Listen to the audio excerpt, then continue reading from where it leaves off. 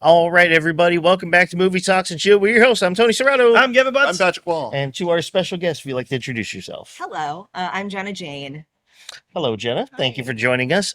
So, little quick short backstory. We met Jenna at the Animation Film Festival in Tampa, University of Tampa. Fun time there. Yeah. We were actually packing up and ready to leave. We didn't get a chance to meet, so we've set it up for now. But yeah, so Jenna, why don't you kind of give us a little bit of background of what you do in the industry? Yeah, so I'm a full-time artist. I'm a voiceover artist, actor, and a playwright. Oh, nice. And what kind of got you into that field? Oh Lord, how much time do we have? Well, we got about an hour, so it's playtime. Okay, so This is now the 8-part series. I've been acting as a hobby my whole life. I've been writing. I started writing as a hobby in 2020 because the pandemic brought some horrible things, but also some wonderful things, and some of that was a opportunity to like reframe and try new stuff. A lot of free time. A lot of free time and Yeah. a lot of alone time, which is great for writing. And then voiceover I started doing a little over a year ago. So I was a TV reporter for 13 years. I was an investigative journalist, and so I've always kind of done voiceover for that, but that's a very specific kind of voiceover. But I've always just been really like an audio person. I love listening to podcasts, and it just kind of made sense with my background and to try to pursue it. So I built a broadcast quality studio in my home and made it happen. Very nice. It's a good story there. Right. A little bit, as I like the layers of it too. You go from like Yeah. one career that kind of leads into something else, and the next thing, and the next thing. Yeah. So, yeah, it's a little bit different from us. We were just bored one day and said, "Let's start a podcast." That's kind of it, Well, the main story is we would always just meet up here having a couple of drinks, and then throughout, no matter what, it would always turn into either movie quotes or just talking about movies that we always seen. So Yeah. Tony's like, why don't we just turn on mics? Because these conversations are funny as hell. And here we are 5 years later. So, Yeah. Still doing it. yep. So, what you said, you're a playwright, or you written Yeah, I'm a screenplays? playwright, yeah. Okay. Anything you could talk about? Anything that So you've done? many things. Oh, Oh, thank yeah. you for asking. I would love to. Yeah. I actually have a staged reading coming up. I'm so glad this is coming out when it's coming out, because I have a staged reading coming up on February 24th. Okay. That's being produced by American Stage for a vampire comedy I wrote called Fangs. Oh, Okay. And it is also an allegory for interfaith marriage. okay. So the premise is that he's a sweet Midwesterner.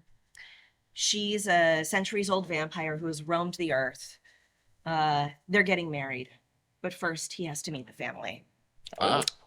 So it's a meet the family vampire comedy, and it's super fun. It's a farce. It's just like I'm really excited about this script. So we're doing a stage reading of that, produced by American Stage, on February 24th. That's going to be at the Greenlight Cinema Lounge Okay. at 7 o'clock.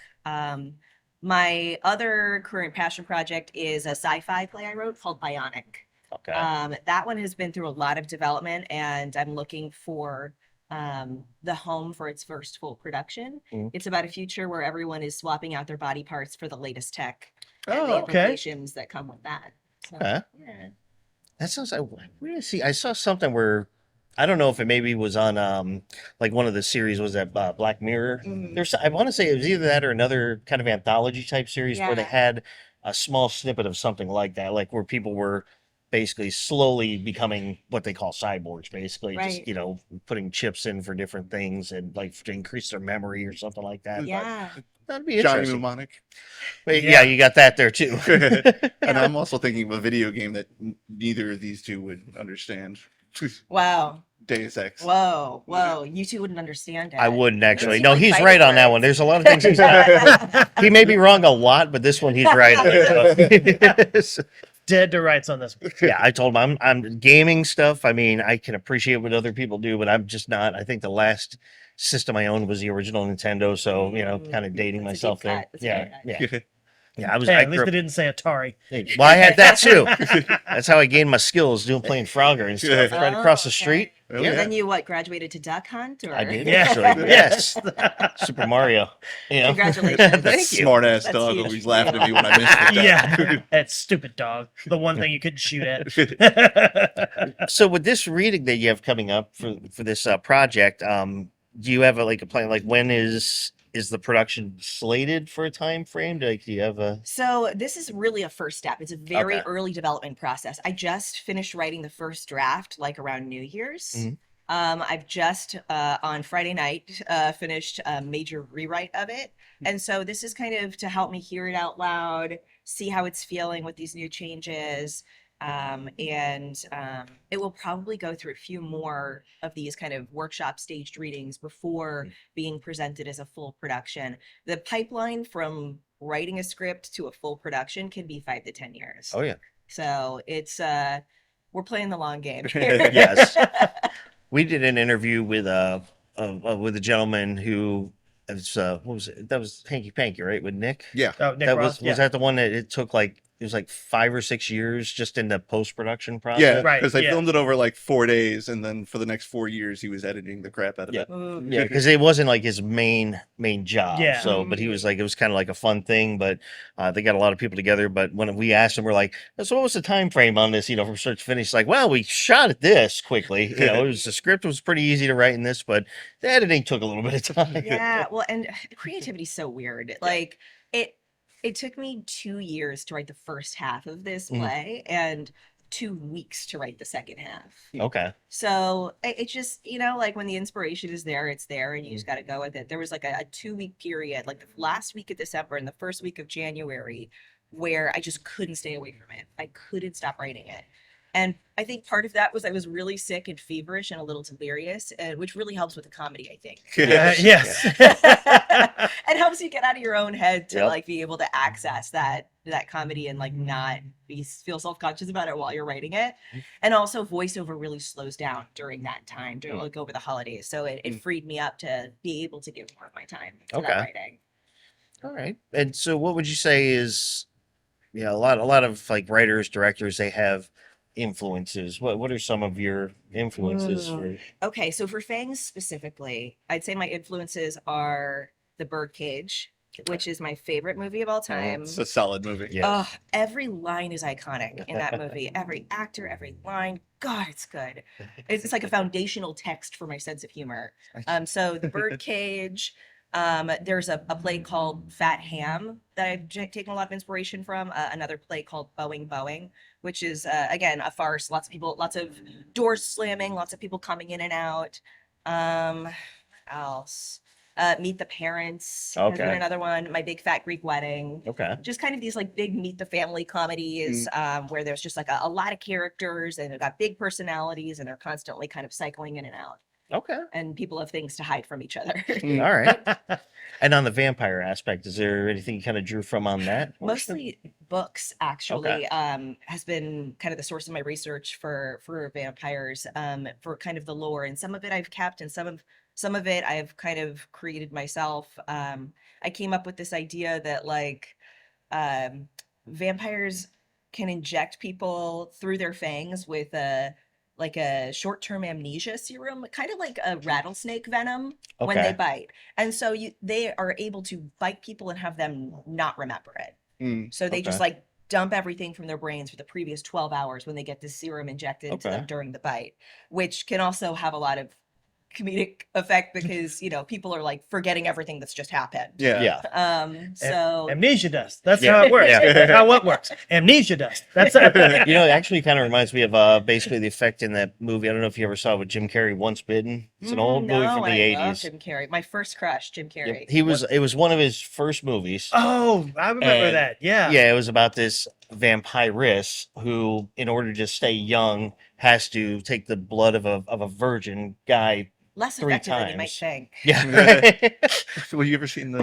Oh, I'm sorry. I don't mean to cut you off. No, I was just saying that. And so basically, every time she bites him, he has no memory of anything. Like he wakes up the next day and it's just gone. It's 3 pints lower. Yeah, yeah, yeah. He's a little lighter, but That you know, sounds hilarious. I'll have to check that How Oh, did it's we a get great to movie. Wednesday? Reminds you ever seen the movie What We Do in the Shadows?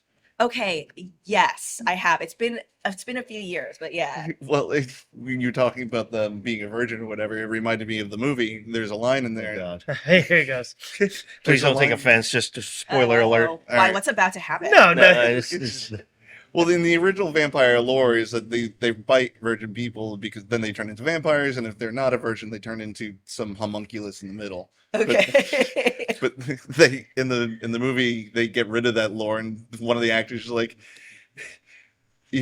how much more would you enjoy your sandwich if you know no one had sex with it? Like that's why. Yikes! Yikes! Yikes! You know, it's interesting too, like the vampire genre. So one of my big things as a writer is like subverting genre expectations. And so something that I see a lot when it comes to vampire as a genre on the whole is like it's women are generally not the biters, and women are generally there to be protected or like I don't know what's the verb form of predator, like hunted, Mm. Stopped. bitten and discarded, right? Yeah. Like they're not usually active characters in those stories. yeah. And so I wanted to write something where in my lore, vampirism is matrilineal. Okay. And so only female vampires can create other vampires. Like Oh, male okay. vampires, they can bite, but Mm, they kill someone, they're not going to turn into a vampire. Okay. Only the female vampires can do that. Okay. And That's an in- interesting take on Yeah. Thank you. And in my play, only men wind up getting bitten on stage. So I thought that was fun. it. No, Where, it's where do I sign up? We've got a wait list. Dang it. Every time. You could be extra 4. Yeah, yeah, yeah. Uncredited. Uncredited. Yeah, this will Name not was get you into extra. SAG. They'll I'm just- sorry. Yeah. You I'll can, get your SAG card today, baby. you can get bitten off stage and we'll drag you across. Yeah. Just a carcass. Well, so what was what was your first project you ever did? That you ever- First project for which? Okay, so for voiceover acting for. Let's hit each tier. Oh no. Okay, I'd say okay. My first professional voiceover gig was a museum exhibit, actually, which was really fun. I would love to do more of them. So that was cool. My first ever acting gig, I don't know. I was like really young. Like, I guess my first full production was Annie. Okay. Spoiler alert, I played Annie when I was 11. And for playwriting, I started writing in 2020. My first thing I ever wrote was a monologue for the evil queen from Snow White telling her side of the story for the first time. Okay. Okay. And that was really fun. I'm actually working right now kind of the research and development phase, but I'm planning on expanding that into a full length where it's just female villains throughout history and pop culture telling their stories for the first time. Oh, okay. Okay. Yeah. Interesting. I like that. Thanks. So like the witch's view from Hansel and Gretel. She's on my list of Okay. potential characters. Yeah, Marie Antoinette, Eve. There's a Lady Macbeth, who I'm a sucker for. Wow. So I think that there's so much potential there, and so many untold stories. I think, Okay. and so much to say about like how many of those characters are going to be queens, like, Mhm. and how we demonize women in power for making choices based on the resources that they had. You know what I mean? So yeah. I will say I kind of like that's kind of the take I've seen on like the Wicked movies that have come out. It's like you've Mhm. never really had that story of like what was it that drove her to be so like just and just have so much hate inside. Like, Yeah, and does she really? And right. Is Yeah. it real? Yeah, exactly. Is it really hate? Like what is the Christmas Carol? Mhm. That for Ebenezer Scrooge, there's like two ways that you can see it played out. So a lot of times in theater, it's played out as he hates like society as it's become.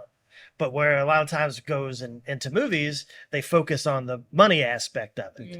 Mm. And so like I never really picked up on that distinction. So like in the Muppets Christmas Carol, he's in there and he's like, oh well, the clerks would like another piece of coal for the fire. He's in the same room just as cold as they are, and he's just like, no, he's just extremely frugal. And he's like, no, they can live without.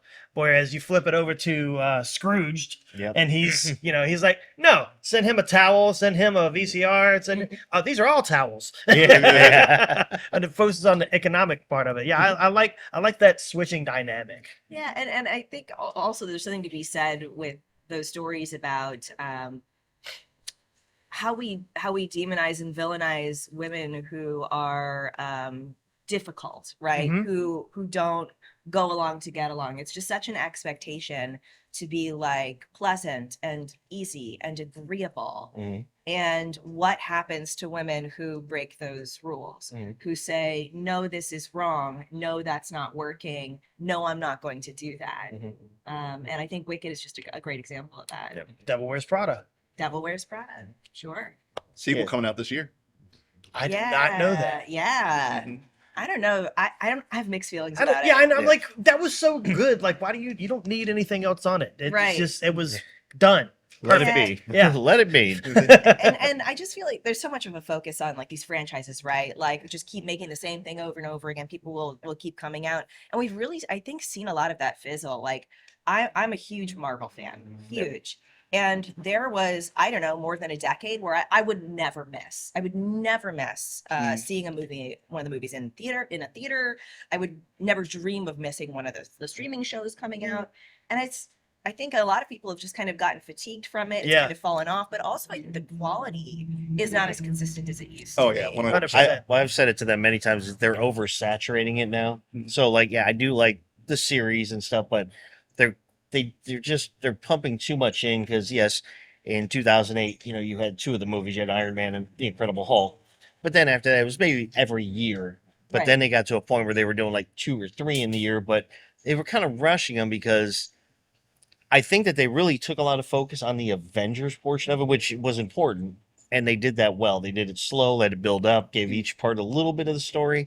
Whereas then you had the other films like, The Eternals comes out and everything. And it's not that it was a bad movie, but it just, That It- one wasn't great. yeah, it felt like No. rushed, like the new Captain America, Brave New Yeah, World. did they like fire all the good writers for that Yeah. one? And such a bummer because like the actors are great actors. Like if you can make a bad movie with actors like that, Yeah. like that's not on them. Yeah. That's not on That's- them. They are It's doing the almost best a with the talent material deal. given. Yeah, and it makes me worried for like how that's going to be, how the studio is going to interpret that. They took this big risk by having a Black Captain America, Yeah. but then they like cheaped out on the writing. And Yeah. what are they going to blame that, or are they going to blame the fact that they made this change with the lead? And that's really disheartening. I do think they've noticed that because the new Fantastic Four movie was great. And I think if Oh no, really? I really Oh. enjoyed that Actually, I movie. liked it. Oh, oh no. Oh, No, I no, just no. upset our guests. Oh.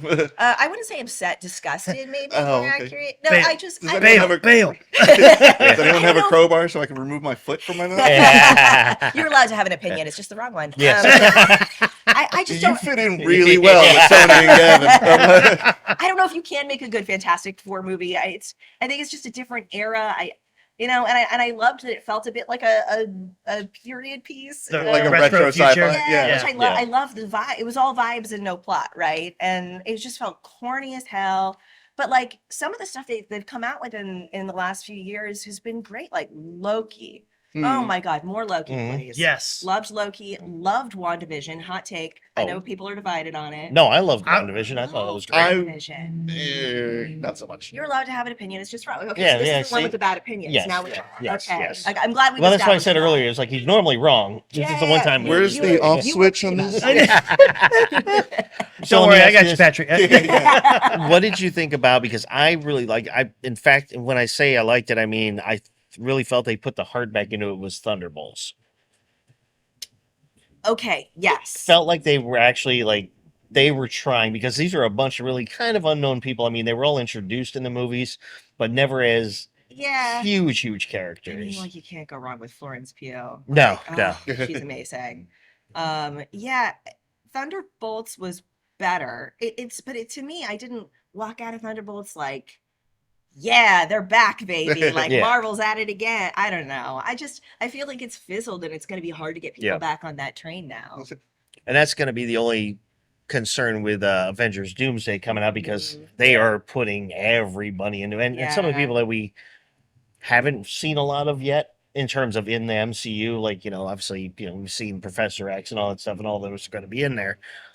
But they're just going to cram everybody into this thing. So Mhm. I'm hoping, like Endgame and Infinity War, everybody was in it. They Right. crammed it. But again, they had a large buildup and a large following. Most of those characters had 2 or 3 movies under their belt before they put them all together. So Yeah. you're able to give them small parts or little bits, and you're like, oh, they're all wonderful. But Doomsday is going to be like all Make or this new break. stuff of where basically either characters have had one movie or been in one thing, and that's it. And then you're going to hope for the best on it. Yeah, and like the whole multiverse of it all, I Yeah. feel like that it's just kind of muddied the waters. It feels muddled. It's like, well, wait, which version of this character am I watching? What happened? Like I don't know. I'm wary. Oh, like don't get me wrong, I'm gonna see it. But like, which I'm is what going to they're watch counting on. it.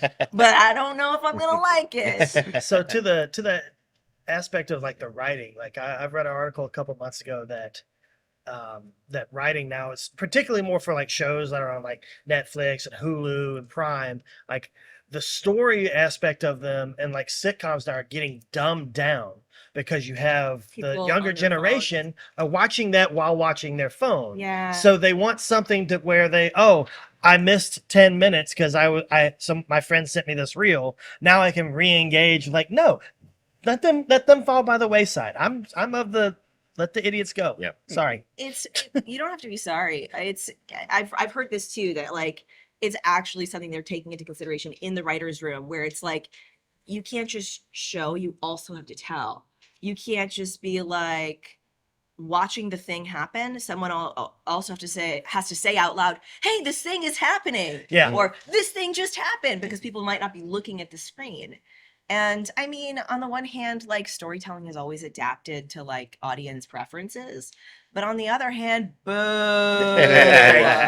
like lame, right? Yep. And I think, gosh, what's this show that's really popular right now with the 2 hockey players? It's like a romance. Oh, it's Oh, Netflix show. Yeah. So, I'm so sorry to anyone who loves this show. Yes. But one of the things I've heard is really exceptional about it and different is that you have to be locked in on it. You have to be watching because there's so much, like so many subtle moments that are just visual. Yeah. And I think, maybe the shows and the films that come out that do that are gonna find their audience, right? Mhm. They're gonna be loved by the people who want that experience, who want to be immersed. Yeah. And maybe it's not for the people who want to be scrolling on their phone while they watch. Yep. So to maybe do a pivot, what would be a project that would be like your dream project? Would it be something that you've written for the theater or a voice acting opportunity? I cannot choose. I refuse to choose. I don't know. I mean, there's a reason I have 3 lanes, right? And it's because I love them all deeply, and I refuse to pick. There are things in each of those categories that I would really love to do, and that would be dreams for me. With voiceover, I would love to get into more animation and video games, but so would everybody. It's really competitive. And so right now, most of my work is in commercial. I also do a lot of corporate narration. But yeah, I'd love to do more video games and some animation. Although, like with the big animation, they're not hiring voice actors; they're hiring on-camera actors, which I also do. So I would love to do for that. I would love to do a show like Fallout would be a dream. Oh, Anything yes. in the Game of Thrones franchise, although I would have to develop a cute little accent, which I do not have. And for writing, like, yeah, obviously, like the biggest goal would be I would love for my plays to be on Broadway. That could really be a challenge when you don't live in New York. you don't have a formal education in theater where you like through your MFA been connected to all of these people. So much of it is about who you know and who knows you. Like just trying to get a stranger to read your play. It's like you'd think I'm asking them to sacrifice their firstborn, you know? And so often when I'm like cold emailing these theaters, like, hey, I saw what you did in your season. You did this sci-fi play. I've got another one that I think would, you know, really fit well with what you're already doing out there. And they're like, we don't accept unsolicited play script submissions. And it's like, okay, so how are you learning about new work? How are you learning about new stories? And the answer is it's friend of a friend, right? It's like, oh yeah, my buddy saw this thing and said it was really funny, so we're going to put it in our season. And it's like, well, that play's already getting produced. That's not something new or fresh. Right. Yeah. And it makes it really hard for relative unknowns like me to get access to those big opportunities because it's like you have to be a name even as a writer Yeah. to get your stuff done now, especially during, you know, a time when so much funding for the arts has been cut. These theaters are looking for safe bets to get people in seats. Well, that's why. Well, there's no pressure on this show, Tony. No, not at all. Not at all. Yeah, this is going to be what really launches me. I can tell. There you go. Oh yeah, You heard it here first, ladies and gentlemen. She's like, well, how'd you get started? Well, I was on this podcast. Yeah, I've been doing this stuff for years, but once I got on this, that this was is my origin story. Talk to these three guys, and you know they just really helped me out. We're able to say we knew you when. Yeah. At this point. Totally. Exactly.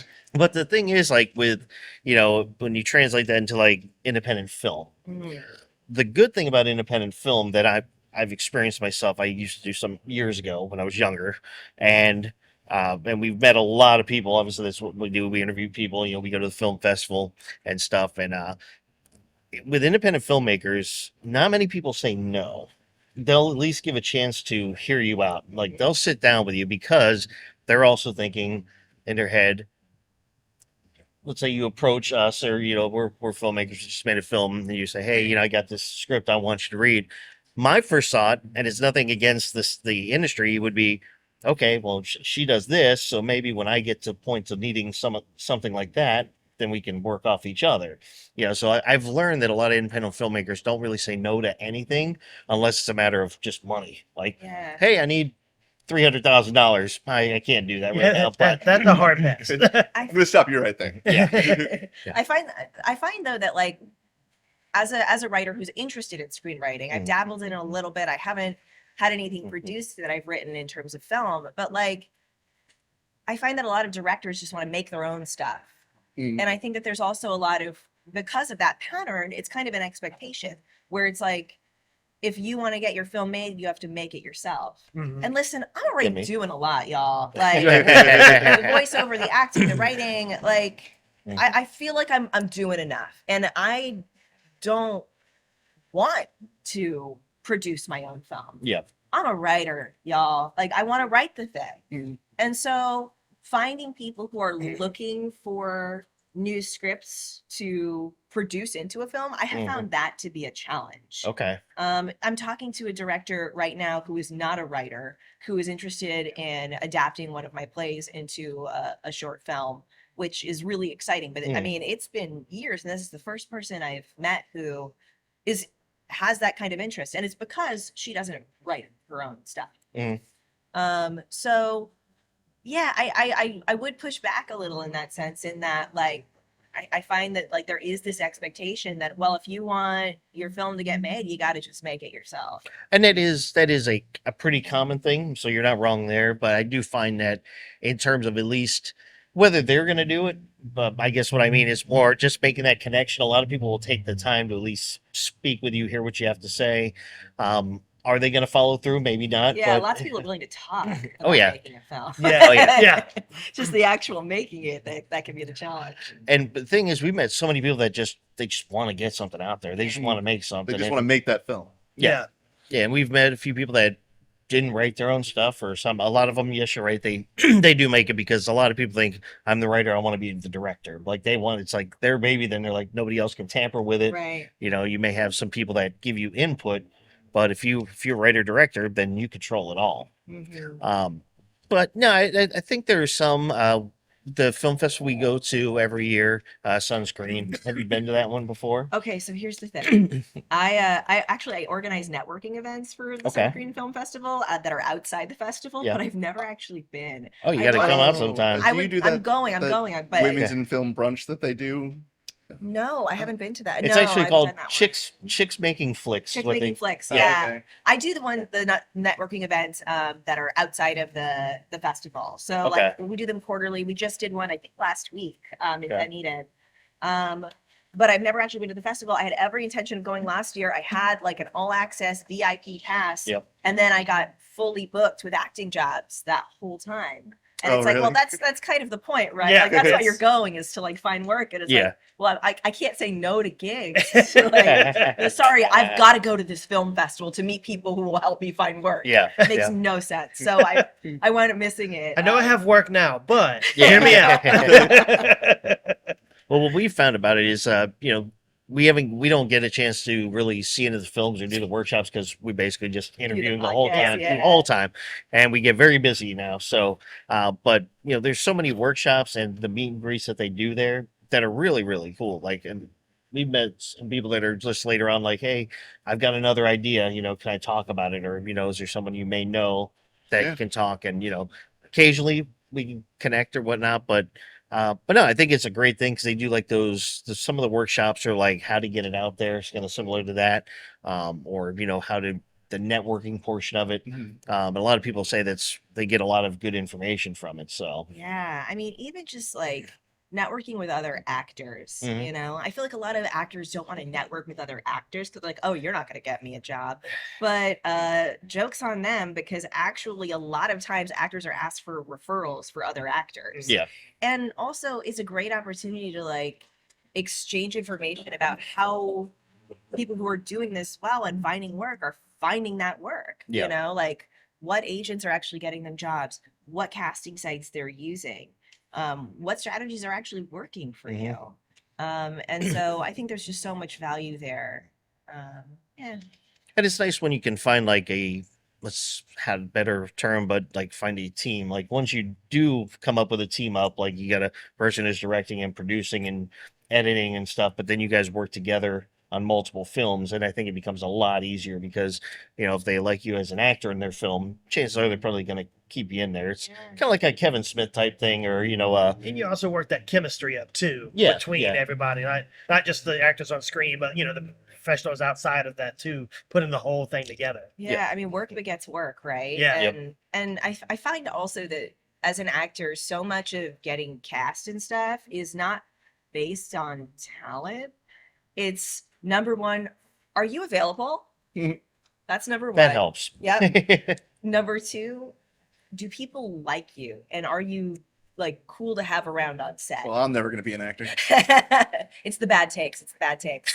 Sorry, man. But like, are you someone that people want to hang around for a 12-hour day, around the crafty table?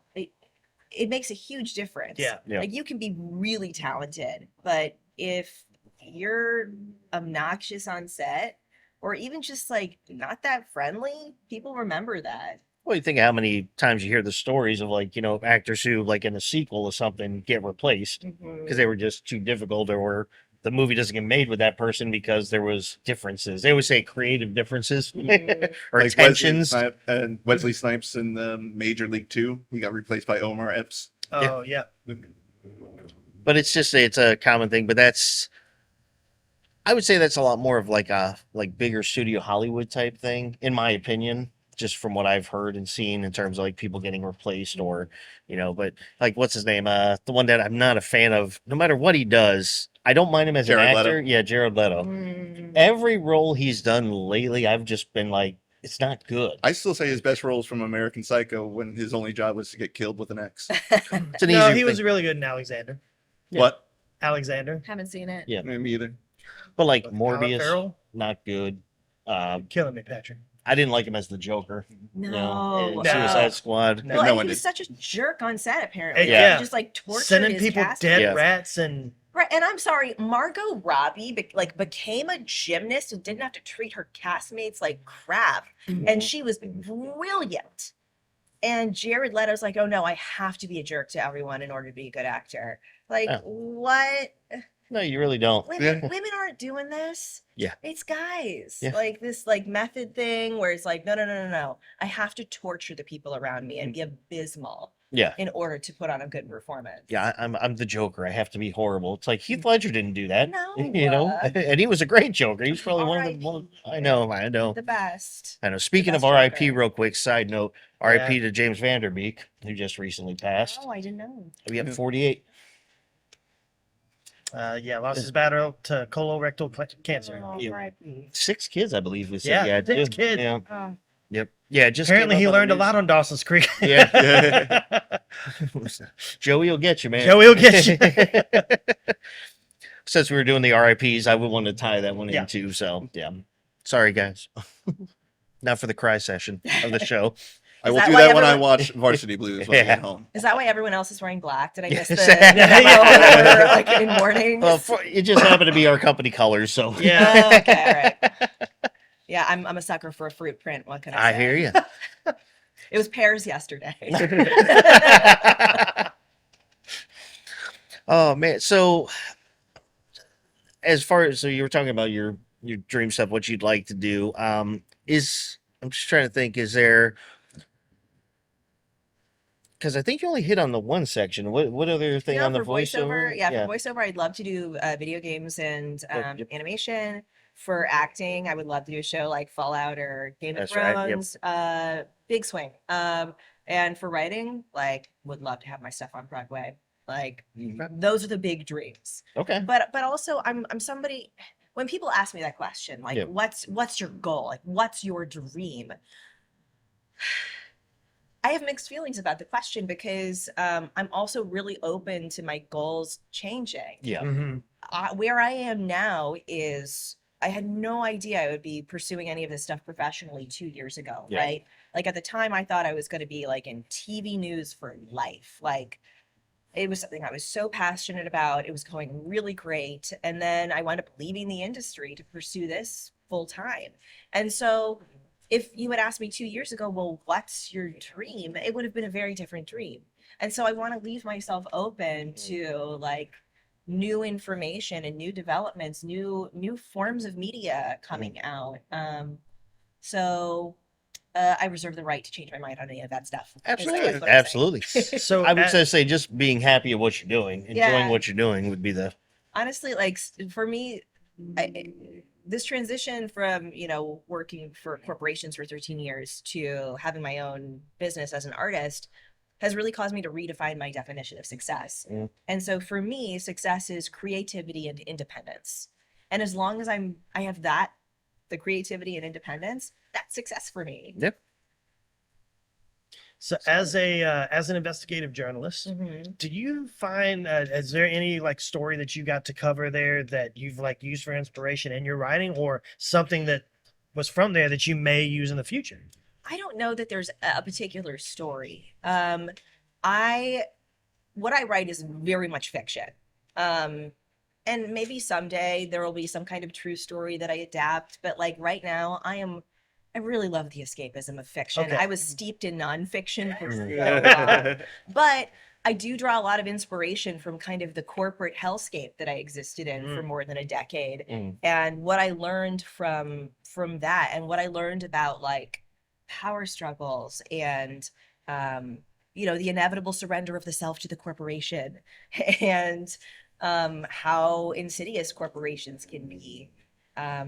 So I draw a lot more from my experience in that and what happens to people who say, no, I'm not doing that, or no, that's not right, or no, that's not how we should do it. People who aren't always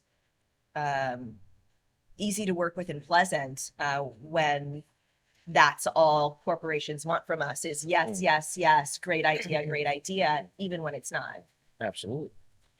Now, my my question is, as far as like any future projects that you may want to do, is there any genre that you haven't done that you would like to, like maybe aren't totally confident with, but you would love to just take a crack at it and see if you can do it? Yeah, I'm sorry. For which So let's say play? for writing. For writing? Yeah. Like, is there a genre that you haven't really done? Like you said, you've done like a comedy Yeah. and stuff and Comedy and fiction. sci-fi are really where I live. I would it's like terrifying for me to say this out loud, but I think it would be fun to write a novel someday.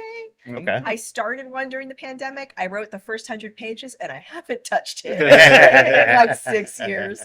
And part of that is like I was trying to write it like as a discovery writer, right? Some people call this being a pantser because you're writing by the seat of your pants. Okay. You don't have an outline, you don't know exactly where it's going. You're just writing and seeing what comes out. And that worked really great for the first 100 pages. And then I was like, I have no idea where to go. Somehow all of this has to come together. Yeah, eventually I would love to return back to that, but I'm just so locked in with these lanes that I already have that it feels like really improbable in this moment to return to it. Gosh, it's windy out I here know, it's today. It It's picked been up. picking up here. We decided to record this during a hurricane. Yes, Welcome to Just for Florida. dramatic effect. Yes. This is also a PSA. Yes. Yeah, Don't need to put try your- We're a little off season for the hurricane. Right, But, hey, yeah. You know, here it comes. It's a fluke. putting these windscreens to work. Mine's Yes not. and Oh no, I'm getting full blasted Yeah, from the wind yeah, on yeah. this one. Well, we're just gonna have to turn his mic off. for That's this not a one. problem. Yeah. It's a It's not a- switch over here and a button over there. You don't know how many times that I've threatened to do that. How many times his finger just hovered right Yeah. there. Shaking. Well, the beauty is there's a little button one button. It says mute. I don't have to do anything so else. easy. I know, right? That's why the board stays here. I see. I'm far away from this one. Yes. Yes. Got it. Yeah, I'm not allowed to touch the electronics. Yes. Sounds like that's for the best. That is It for the really best. is. Trust me. Yes. Am I allowed to ask a question? Absolutely. I'm sure you guys have covered this already, but I would love to know what like each of your favorite movie is. I mean, clearly this is something you guys are so passionate about. You do a podcast. Like, Mhm. what's like pick a favorite child, number one favorite movie. Top Gun. Ooh, that's my husband's favorite as well. I feel fell the asleep. need for you talk about sleep. I did, yeah. During the climactic battle toward the end, I fell asleep. I don't know. Everyone was just so sweaty. That's the But if volleyball that's what you're scene. into, if that's what you're into, I mean, and also if you haven't noticed, the ball from the volleyball scene was actually the same cast for Castaway. no. It's a Wilson volleyball, Oh my god, my favorite volleyball brand. right? That's incredible. What a great fun fact. Thank you for sharing. That really launched his career. It really, yeah. Wow. What a deep cut. Oh, it's my turn. Yeah, now. it's Oh your turn man. now. So I've tried to answer this question to a lot of people, and it's so hard because kind of like you with different areas, I have pick a genre, this stuff like that. There's so many. Pick one. If I have to, if you're gonna force me to, I would say, in my opinion, Back to the Future. Ooh, okay. And this has been documented. You know, there's been documentaries about it, and all these filmmakers and everything agree with what I have said and saying. It's almost a perfect movie. Ooh. If you really look at it's got pacing, it's got suspense, it's got comedy, it's got science A fiction. little bit of incest. Unfortunately, yes, there's that. It sure does. Yes, it's got teachable moments. Teachable moment, All right? yes, Teachable yes. moments. But yeah, overall, I mean, it's just, and you know, the acting's there, and it's great writing. I mean, like I said, it's all around it's just a fun movie. I mean, It's a 2-hour-long Huey Lewis in the News music video. That's what that and is. there's nothing wrong with that, man. Yeah. Have you seen the wretched musical version of it? No, I wanted to, but I didn't get a chance. It was at the Strass Theater like not that long ago. From a technical perspective, incredible. Mm. So impressive.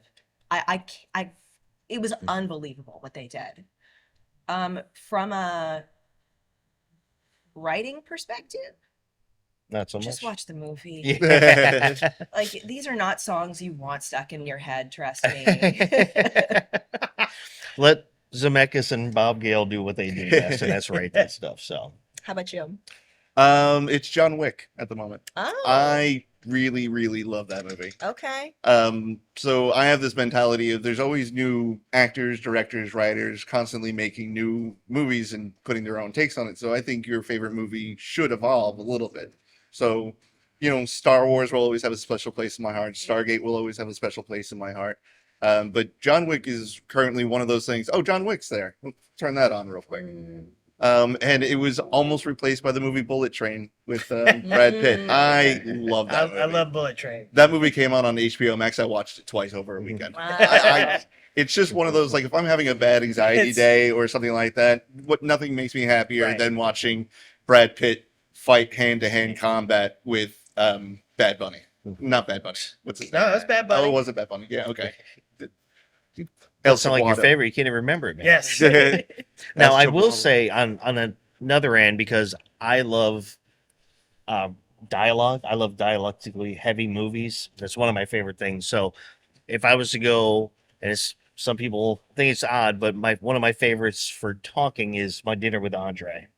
Probably one of my favorite movies. As far as really, it's an oldie. It's an oldie but goodie. It's not that exciting. It's basically the story of two guys who've been in playwrights and acting and stuff, and they lose track of each other. They used to be real good friends. One of the guys Andre goes off and does all these trips abroad, does all these unique life experiences, and somehow he gets back a hold of his friend Wally, and they meet for dinner. So the whole movie is them just in the restaurant eating dinner and having this conversation of existentialism and what he went through and all of his experience that he had, that Andre had.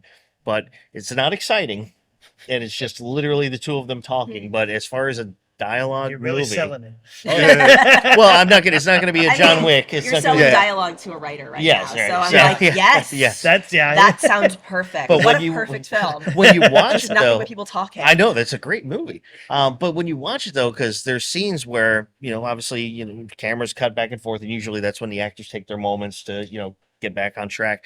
But there is one time where there's a solid like 4 or 5 minutes, just the camera steady on the one guy, and he is just talking, and he's going through. So he probably did like 7 pages, 8 pages maybe, straight through. So these guys actually really went through and knew their stuff. Like a It's play. like a play. Wasn't that Sean Wallace's, like, one of his first films? He was one of them, wasn't he? I don't think it was one of his first films, but Oh, okay. he was definitely out there. Or like 12 Angry Men. It's another one with a lot of talking. Which Never came first, the film or the play? I want to say the play did, I think. Figures. I've never seen the original, but I have seen the remake. How dare they? It's Stealing not like the good producers. The playtime. producers, the movie came first, I believe, if I remember correctly. Yes, correct. With Gene Wilder. Yeah. Mel Brooks. Yep. And Marty Feldman. Marty He was in Feldman. there for a minute. I actually, okay, so hot Mel Brooks take. History of the World Part 1 is actually my favorite. Such a great good movie. movie. It It's a is. great I have movie. These 15, 10 commandments. So you're a bullshit artist. Yes. Did you bullshit yesterday? Yes. Did you try? No. B. Arthur. Just love Moses parting the Red Sea, but he's actually getting He's robbed. getting No, but I would say those are type of my favorites. But I've got so many favorites on so many different genres that I couldn't even begin to just give you one or two. Yeah. They could tell you I love just the talking is my favorite thing. I love watching movies where people just talk. I don't know why that is, but it's just I You're feel basic. Wow. no, it's not that it's basic or that I am. What it is I'm thinking if you're sitting there and you can be intrigued in a movie where there's no action and it's just interesting talking, that I'm saying that then you're doing a great job. Like your writing's solid, your acting's solid, and that's all you need. And if you got both of those things and you can really draw somebody in by that, I think that's incredible. Yeah, absolutely. Yeah, it's not basic, Patrick. It's called Tell 'em. storytelling. Yeah. You want to be muted again? What do you mean again? Oh, no. Wait a minute. We've been talking this whole time. No Why third. is it even connected? It's actually licorice attached to it. Yuck. He hasn't caught on to that yet. Ah, jump fine. scare, We do it every licorice. week. Jump scare. Oh man, so we got a little bit of time left still. But what was I gonna say here? Because you caught me off guard with asking me the question. I'm like- Sorry. Sorry, not sorry. Yeah. Do some filler while I think about what I was going to ask here, Do man. some Come on. What am I, a dancing monkey? Yeah. I know that. Can you reference. dance? I know- well, that's the A 5, 6, 7, 8. And 1, 2, and He's unfortunately too sober. yeah, this is true. It's This is very true. Yeah, there's a bar right in there. We'll get It's not there. open yet, but it'll be Don't open worry, soon when for it you. opens, Yeah. I'll get a I'm shot. accepting donations of drinks currently. So you said you wanted to do some voice acting in video games. Is there Yeah. a particular genre of video game or just any video game? Anyone that says, hey, we love your talent and your voice, come be on our video game. Anything but zombies. Oh, okay. Which is, I say this, I just auditioned for a zombie one that I was really excited about. But I'm terrified of zombies. Like, Oh, really? even Shaun of the Dead. Oh. I cannot handle it. I cannot Really? hang. Fallout is like just on the edge of being zombies With for the me. ghouls. The Yeah, ghouls, yeah. yeah. Well, you we're get not Walton quite Goggins, there. he'll make anything charming. It's true. It's Yeah. true. Noseless for life, man. Yeah. And get the white hair from of Righteous Gemstones. Oh yeah. But yeah, I'm like terrified of zombies, so like that wouldn't be my first choice. But God, I just did this one audition for a zombie video game that was so much fun. I can't share details, but Mm. like sometimes you get these celebrity touchstones. They call them for when you receive like casting specs for a voice part. They'll be like, we're thinking like this actor or this character mixed with this character, and the mashup that I got for this audition was so unique and so perfect. It was just so much fun to play with, and that's so much like whether you get celebrity touchstones or you get to hear like the for a commercial, like the music that they're going to use. Mm. That's so much more helpful than any description of like down to earth, authentic, upbeat. It's like, okay, I can interpret that a million different ways, but you played me the music, I know exactly how this should sound. Mm. And so, yeah, rambling answer to that one. But yeah, I mean, like, listen, I'm not turning much down when it comes to genre. It's the money that's the issue. Fair enough. Duke Energy does not care if you have a preference. Yeah. Yeah. Listen, yeah, I can't feed my cat with vibes. You know what I mean? Or my husband. He Yeah. doesn't like the taste of vibes. But they're good vibes. It's good vibes. It's good Yeah. vibes I'm bringing here. No, that's great though. But yeah, so I mean, we gotta wrap up here in a minute here, but I want to thank you Yeah. for coming out and joining us. If you don't mind, like in the future, if you want to give us an update Sure. on what the next stage is once you get your production going. Yeah, and would I have a love- couple other projects coming up that I would love to. Good. I'd love Let's- to plug. yeah, if we- let's talk if about we it. have a moment. we have a Sure. moment for you. Listen, I've got a microphone. Let me just shout these things into it. You shout away. Okay, so I would never shout into a microphone. That's rude. You got to turn the gain all the way down for that. Okay. We have a limiter. Okay, good. Okay, so opening next week in Cocoa Beach is an immersive space experience called Occupy Mars. And it's really cool because it's like the best thing I can compare it to is an escape room, except it's a whole building. Okay. It's like multiple rooms you're going through. You're trying to figure out what happened to the last crew that went to Mars. And as part of that, you're seeing clues along the way, and there's videos from the previous crew. Okay. And so I played the mission commander for the Mars mission for the last crew that went there that disappeared. And so Sounds dope as hell. it's really cool Yeah. as you're going through these different rooms trying to find clues as to what happened. Like the company that like sent us to space claims that we all died in a crash on impact, but people don't believe that's true. And so it's both like videos that were like news clips from before we left, and then also videos that like we made ourselves, and like recordings that like are archival. That you're going to find along the way as you're going through this immersive experience. So that was kind of a cool film thing that like it also incorporates like an interactive element that's opening in Cocoa Beach. Very cool. It's called Occupy Mars. Check it out. And then next month, during the Ides of March, I am in an all-female production of Julius Caesar at the studio at 620 in downtown St. Pete. That's going to be March 12th to the 22nd. Very Oh, nice. that's awesome. Well, good luck with that. Thanks. I'm looking forward to it. Sounds fun. I actually really like the Cocoa Beach thing. Yeah, I love yeah. space stuff. So Yeah. I like escape rooms. all right. It's So you gonna wanna be drive really over there? cool. Yeah. It's not that far. No. No, we'll make it. Yeah, it's not that much of a schlep. Get in the room, right? Yeah. Good No, we're friend of sleeping mine in the actually car, works man. for NASA over at the Kennedy Space We'll, Center. we'll Oh, write it nice. off. So he'll just come and join us and solve it in 30 seconds. Nice. Yeah, I went to space camp in the 90s, so I kind of felt like I'd been training for that role my whole life. Just being Commander Bianca. Not a bad movie either, by the way. If you ever saw that Space one, camp? yeah. No, I didn't see it. When did that come out? Oh, Had back to be in the like 90s. it was the Yeah. 80s actually. Or 80, yeah, it was. I think it was late 80s. If I had to guess, I'd say maybe 87, 88. Yeah. But I could be wrong on that. I have been before in life, but only Once once or twice. twice. Yeah. But Thought- we he do thought he have was it on wrong. recording, though. Oh. Okay. He thought he was wrong, but he was mistaken.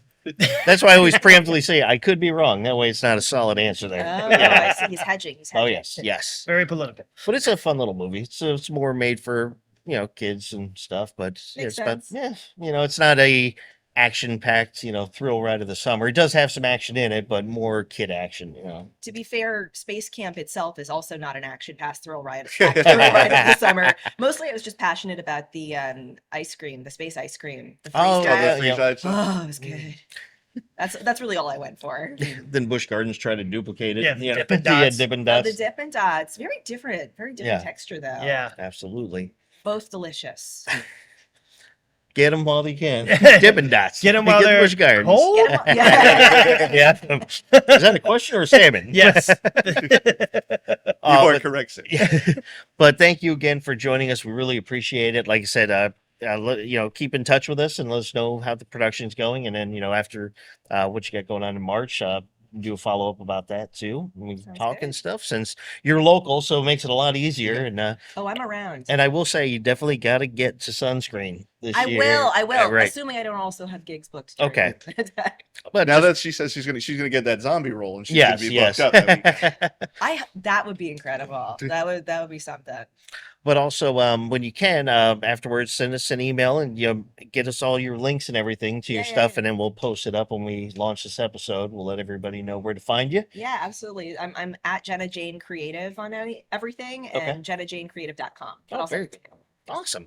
Well, thank you guys so much, and thank you for joining us. But guys, we got a lot more coming up until April, May. We got a lot more things coming up. We got sunscreen coming up. We'll give you more updates on that. But until then, for Movie Talks and Chill, we are your hosts. I'm Tony Serrato, I'm Gavin Butts. I'm Patrick Wall. and our special I'm guest. still Jenna Jane, but it's changed. All right, guys, take care.